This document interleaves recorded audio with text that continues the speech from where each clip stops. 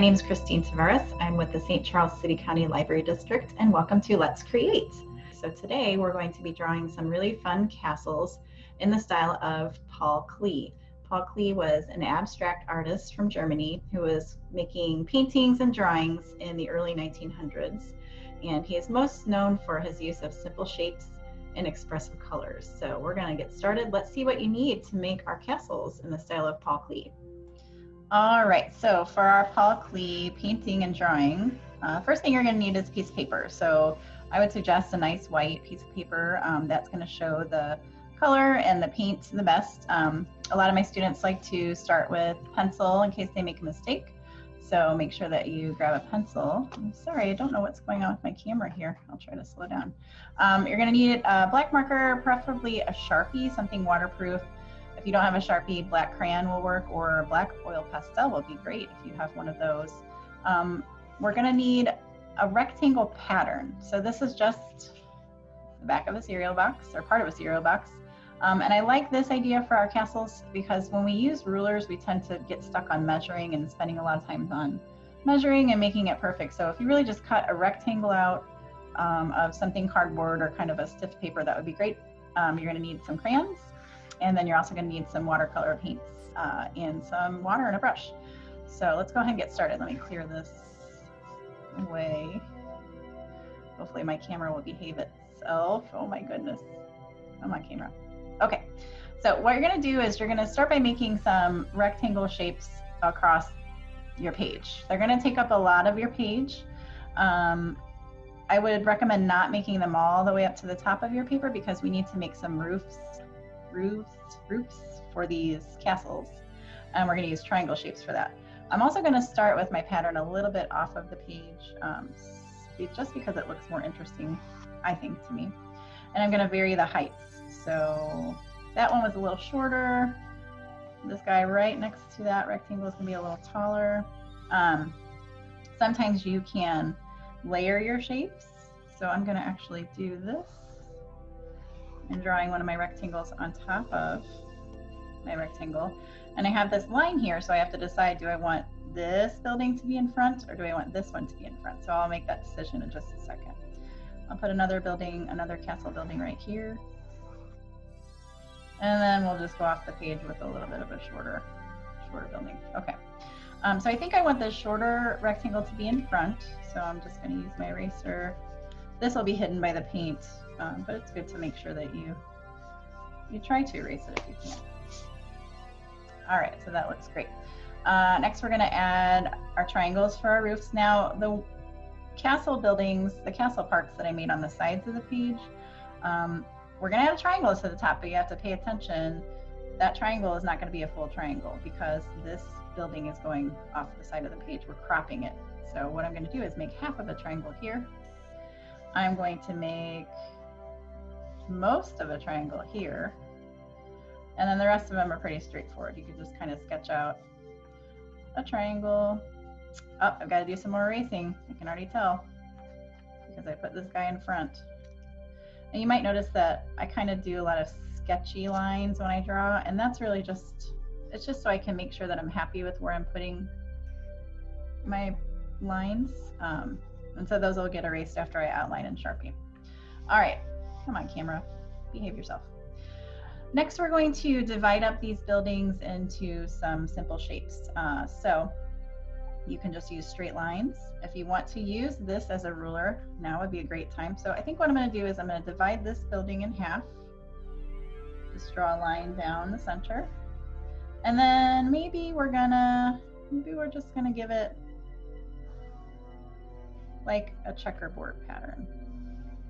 Since Paul Klee liked to use some simple shapes, we made some squares inside of our rectangle. All right, looks pretty good. I think on this building, on this part of the castle, I want to make some triangle shapes. Kind of go along with the tops that we made. So let's do this. Oh, I like it. On this one, I think we need some, just kind of some straight lines. So we'll do this. I don't know what's going on. I think it'll be okay after it warms up. Maybe. Now I have to remember to stop my line right there because this building is supposed to be in front. Some more erase in here. What should we do with this building over here? Maybe I'll just make it really simple. And just divide it into big chunks. And this guy, I feel like we need some more diagonal lines. So I think I'm gonna go back to my triangle pattern. It kind of starts to look like a zigzag or lightning bolt line.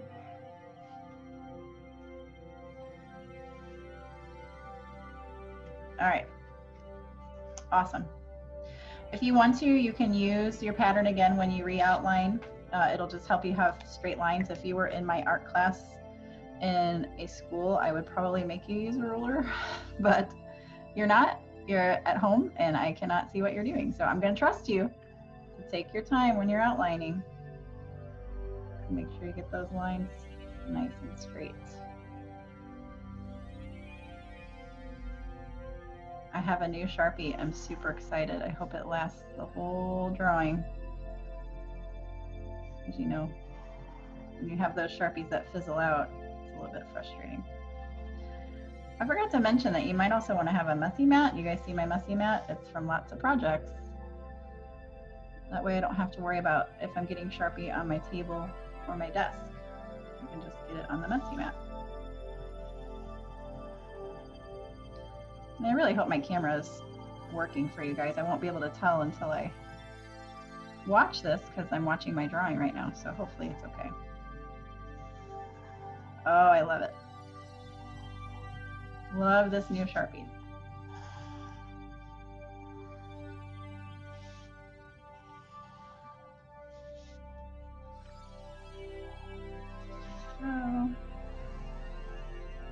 Oh no.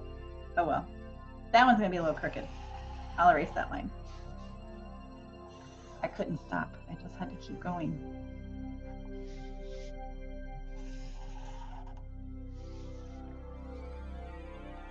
Probably the way I was holding the paper.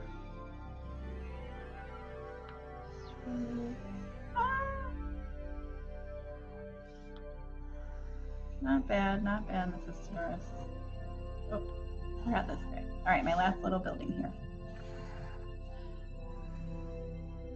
As soon as you're done outlining everything, I did forget to draw one thing.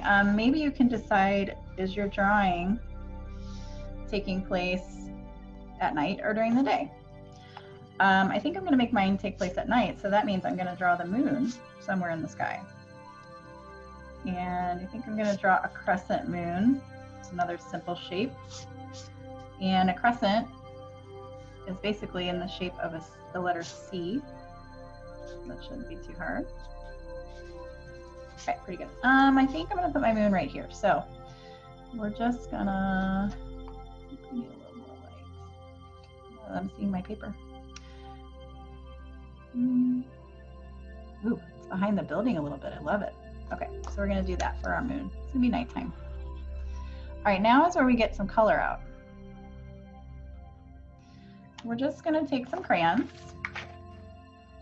You can choose to challenge yourself with this, and you can choose to stick with a color family or a color category. I think I am going to stick with a color category. So I'm going to make my buildings warm colors, and I'm going to make the sky a cool color so it really pops. So warm colors are the colors of fire or the sun, and cool colors are the colors of water. So what I'm going to do is I'm going to find some warm colors. So I'm going to make sure I'll get some orange, I'll get some yellow, and I'll get some red. I want a real red. You can use violet red. I think it's okay. It's just a little pinkish. And I'm just going to make very simple lines in my simple shapes that I drew. So this is fun. Do this. Put some yellow here. Should I go back this way? Sure. I'll go back this way. Oops. You want to make sure to press kind of hard because our painting is coming up next, the painting portion, and we're going to be doing a watercolor resist. And so what that means is when you paint over crayon with watercolor, the crayon resists the paint and you can see it. Let's go back to red. We'll just keep this pattern up. You definitely don't have to make your pattern this complicated. I don't know why I did it. Oh my goodness, my dogs are barking. Alrighty, sorry about that. Let's finish up this building with some more warm colors. I think I'm gonna make my next pattern much more simple. All right, let's try to use some, red violet is gonna look a little pinkish, but I think it'll be cool. So on this side of this building, maybe I'll just give straight lines, straight lines. I keep forgetting I have a messy map. I can go off the page. And maybe we'll go this way, just to make it a little more interesting. I'm glad I chose that. Red violet is pretty cool.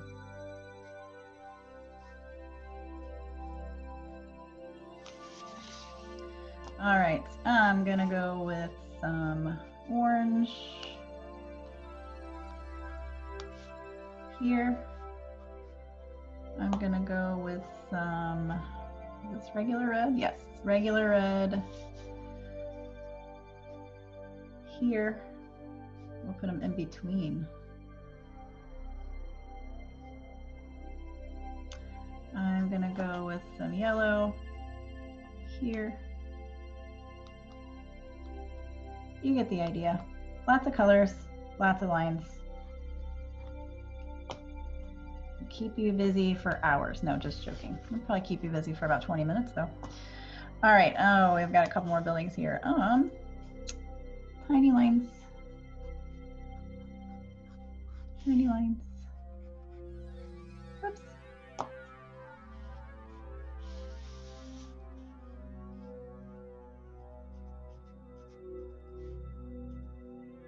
Oh, that's the roof. Whoopsie. I'll fix that. Confused by all the triangles. All right, one more building, guys. Let's get this show on the road here. How about red violet? Very simple red violet, because then we get to paint. All right, I said I would fix the roof. I think I will just make very simple lines.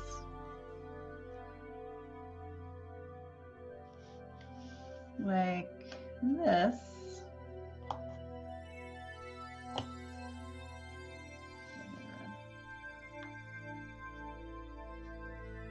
Those can be the shingles.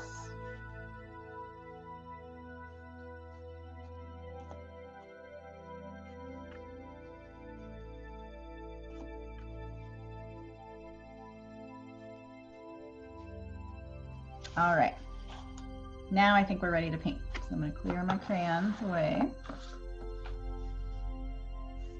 Got my watercolors going here.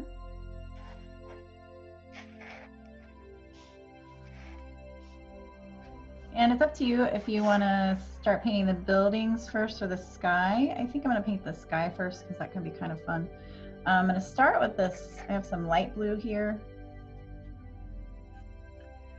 We need more water. Pretty thick. But I kind of want to layer it a little bit. Maybe with some purple to make it look a little bit more like nighttime.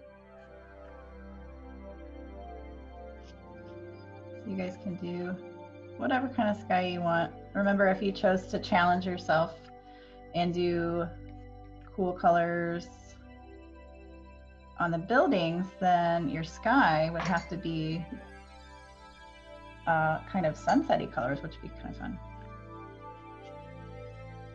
I'm gonna go more night sky.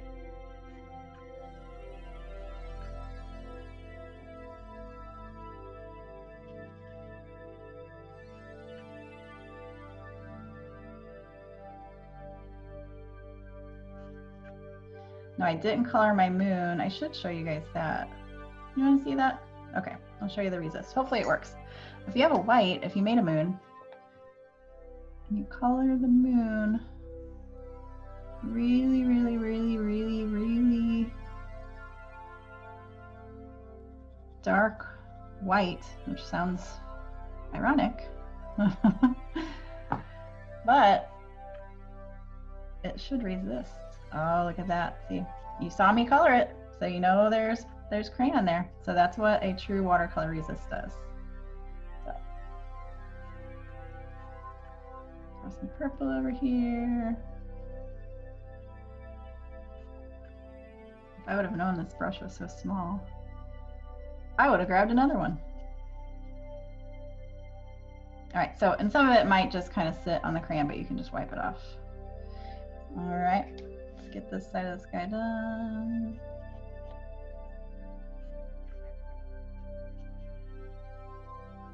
Of course, you're going to be taking your time and not speeding along like Mrs. Tavares.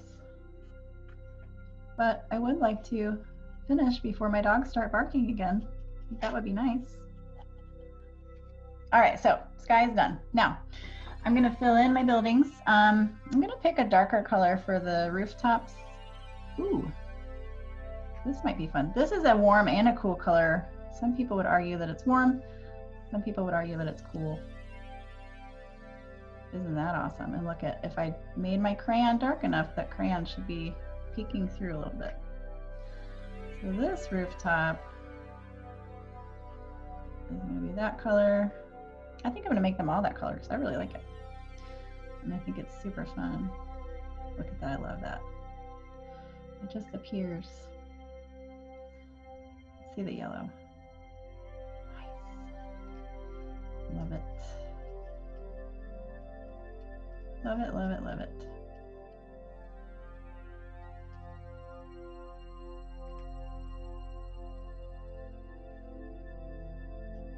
Yes, and if you have a bigger brush, this will go a lot faster for you. Yellow water. Make this one a light magenta. All right, now for more warm colors, I found this yellow orange. Maybe we can put, oh, it's bright yellow, wow. What do you know? I might layer this because I think I do want, I like the idea of yellowish orange. So I'm going to do this, and then I'm going to add a little bit of red on top and see if I can mix it. Oh yeah, I knew that would work.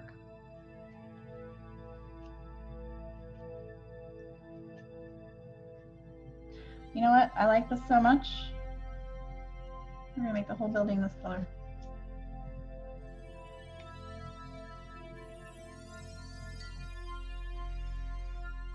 I'm going to layer it. A little bit of red.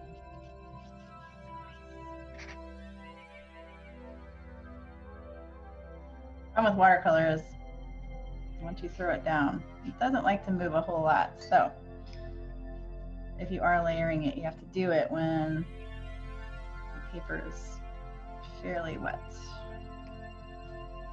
So, or have a bigger brush and put a lot more paint on your brush.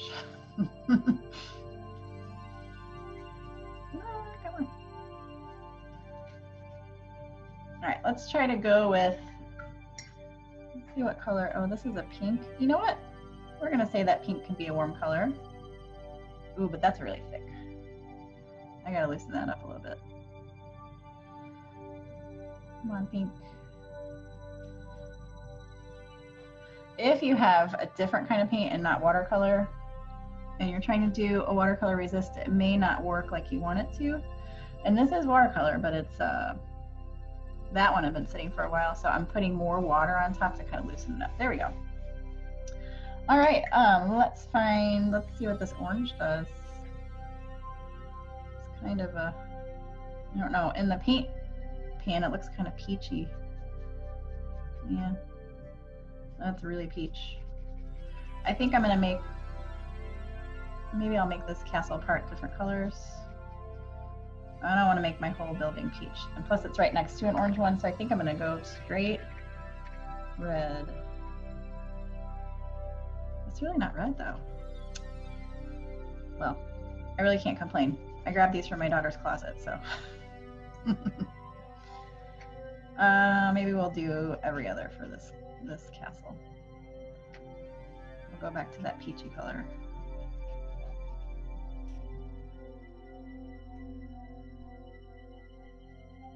Kind of cool. It's kind of interesting.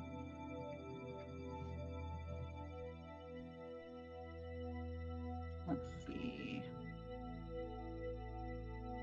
Whoops.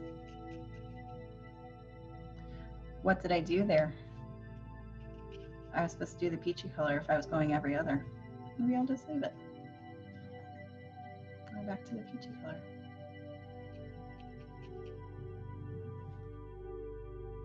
I don't know if you guys have been paying attention, but I've been doing this quickly and kind of dripping, but do you see this right here?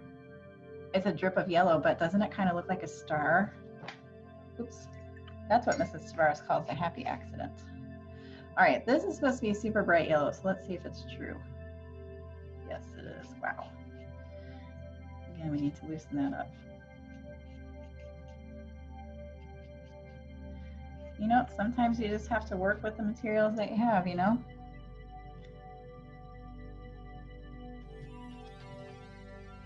That's all right.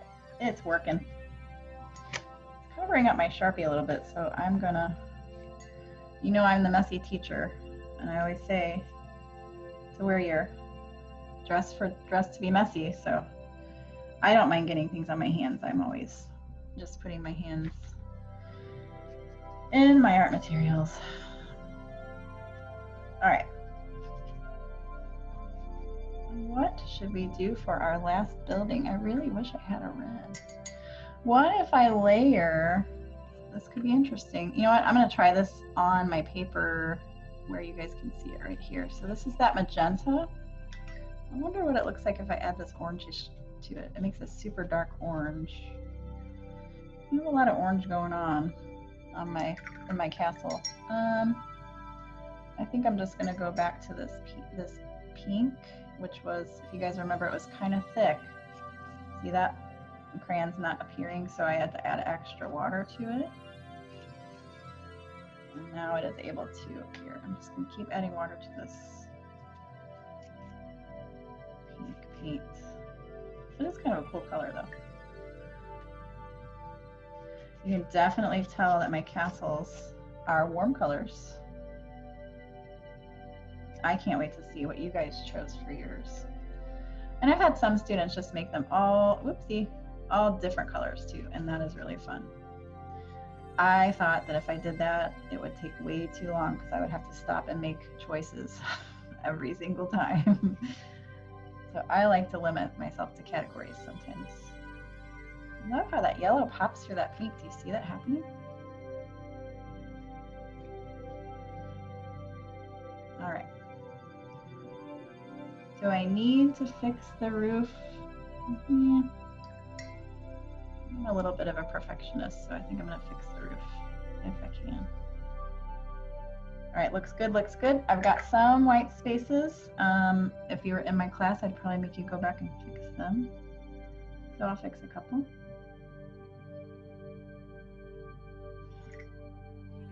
A little water to make it all come together. All right, guys, well, there you go. We have Paul Klee Inspired Castles. I hope it was super fun.